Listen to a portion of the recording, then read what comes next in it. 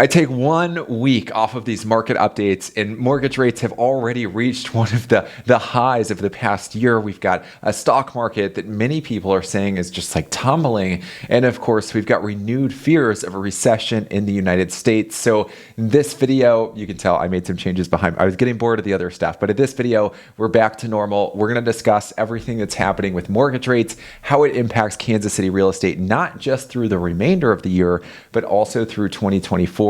And when you can expect all of this craziness to finally die down. So as always, part number one, we're starting with mortgage rates. And here's a snapshot of exactly what they look like this week. I'm filming this currently on Wednesday. So we're hovering just above 7%, which to put this into perspective, that is above the high of 2022, which is what we hit in November. So it'll be here before we know it. That is not good news. In a whole year almost, we have still not conquered this conquest against inflation. And that's why they keep jacking up the interest rates, part of why the stock market is tumbling, and basically the primary reason why we're seeing these really huge swings upwards in mortgage rates. So basically, the backstory behind this is earlier this month, I think it was last week or so, we got inflation data back. A lot of this came down to shelter, which makes up a big chunk of the data they're looking at. It's weighted very heavily.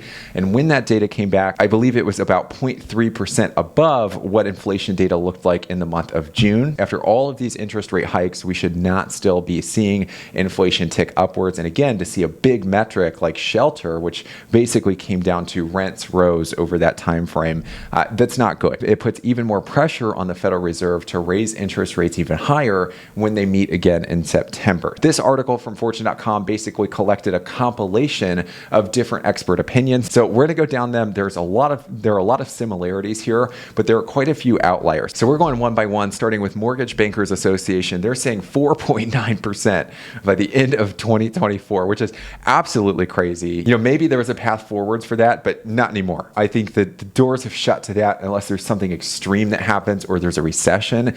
And we'll talk about that in part number two. You've got Morningstar, who's saying there'll be about 5% in 2024, so basically the same thing, and 4% in 2025, which I would love to see that. Don't think it's possible. We've got number 3, Goldman Sachs, predicting that we end this year at 6.4%. Now that seems more reasonable, but it does mean we would be coming down from hovering above 7.1%, and in just the next 4 or 5 months that we would be seeing quite a bit of downward pressure on mortgage rates, which I'm absolutely hopeful for. This seems far more reasonable. They're predicting that we end 2024 around 5.9%. We've got number 4 from the National Association of Realtors, who says 6.4%, basically echoing the same thing that Goldman Sachs did. They say 6% at the end of 2024. We've got number 5, Morgan Stanley, who's saying 6% starting point in 2024, which is a little more aggressive. Moody's Analytics says, nope, we won't reach it until the end of 2024, which is in line with the other 3.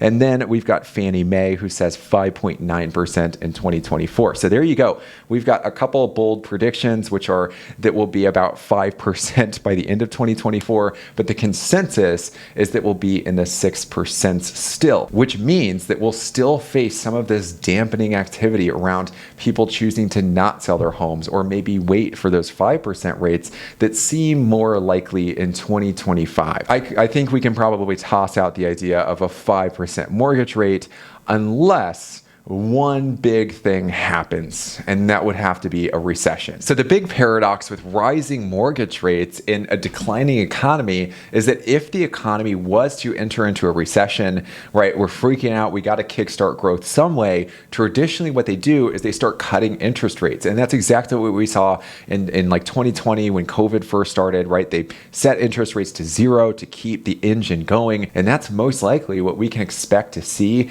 if there is a recession. And the reason we'd be in a recession is because inflation becomes such a big deal. We're still not getting it under that 2% limit, which we're still kind of struggling with that. We're at like 3.3% year over year, at least in the month of July. So if they can't get that under control, most likely they're going to keep jacking up interest rates to the point where it does tip us into a mild recession, because at this point they accept that the recession would be a better outcome than higher inflation. That's what the Fed's idea and their mindset looks like right now.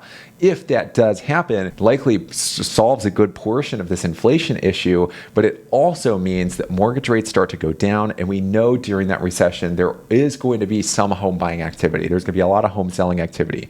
With the housing shortage, once mortgage rates start to go down, we've got people with a lot more money that they can play with. A lot of these people have been waiting to purchase homes over the last 2-3 years, waiting for either the prices to stop rising or mortgage rates to finally come back down. So not only are they hungrier for homes, they're also in a position where they're going to have more money to spend on them. Now, of course, all of this stuff raises the question of, well, is this a good time to buy a home? When is the best time to buy a home?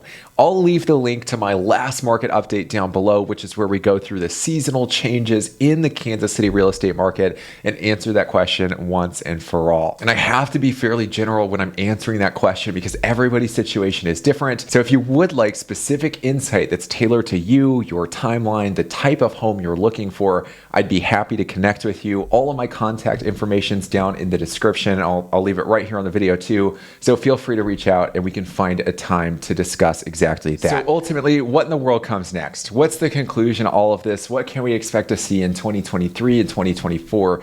Not just with mortgage rates, but with everything else.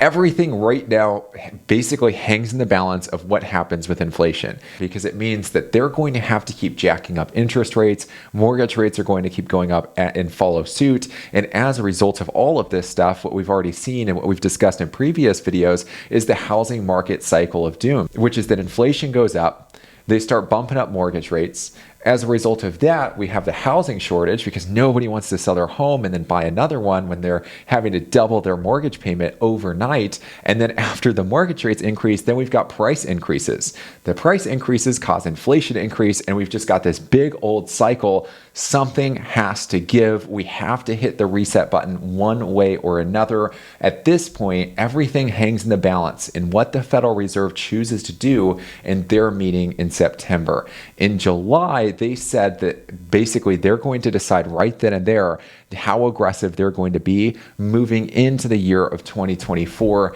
And since markets move overnight, and they often move just by rhetoric alone and the words that are coming out of the Federal Reserve, we should expect a lot more volatility through the end of the year. But at least we have a couple expert opinions, hopefully that turn out to be true, that do say we should see mortgage rates start to come down to around 6.4 by the end of this year and 6% by the end of 2024. I'm going to hold out hope for that one. It seems fairly likely it would take a few wild cards, possibly a recession, to get us down further than that. And I'm hoping that it does not come to that. So if you enjoyed the video, let me know by hitting that like button below. Subscribe to the channel for more market updates in Kansas City real estate, suburb spotlights, neighborhood spotlights, and all of the good stuff. And of course, like I said, all of this stuff is kind of general. Some of it is really complicated. If you'd like this made specific to you, your timeline, the type of home that you're trying to buy, I'd absolutely love to connect with you if you are in the market for a home in Kansas City. All my contact info is below, so feel free to reach out if you think we'd be a good fit. We can absolutely set that up, and I'll see you on the next video.